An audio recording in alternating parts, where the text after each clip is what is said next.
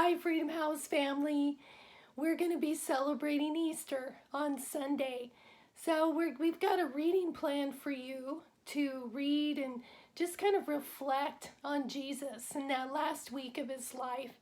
Our reading plan today is in Isaiah 42, 1 through 9, Psalm 36, 5 through 11, Hebrews 9, 11 through 15, and I'm going to talk today about John 12, 1 through 11.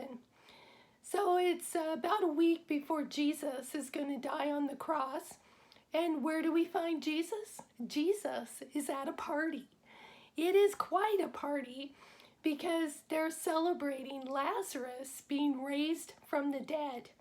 So Mary and Martha are there. And can you imagine the joy in that household?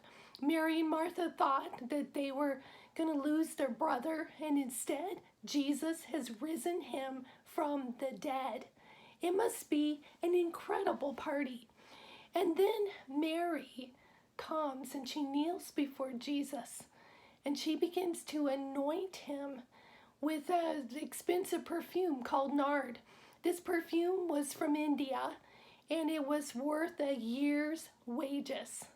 So quite an extravagant gift. She begins to pour this over Jesus, and the fragrance fills the room. And then Judas says, we could have taken that money and we could have fed the poor. But Jesus knows Judas's heart.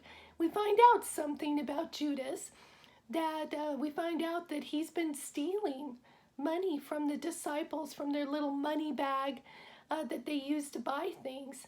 So we already see that Judas has let sin enter his heart. And so there's one sin leads to another.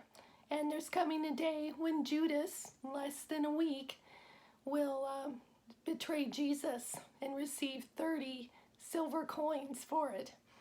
But what we see that Jesus is focusing on is that he's telling them that Mary has anointed him for his burial. And I want to just encourage you today, how can you anoint Jesus? How can you wash his feet? I talked about in my sermon about how that Jesus washed the disciples' feet. He washed our feet by dying on the cross. But how can we wash his feet? Like Mary, if we just sit before him, we adore him, we praise him, we remember the incredible things that he has done for us, and we are grateful and we thank him for how he has washed our feet, and now we wash his with our praise and just spending time with him today. So, Freedom House, wash Jesus' feet today. Spend some time just sitting with him and talking with him and thanking him for all he has done for you.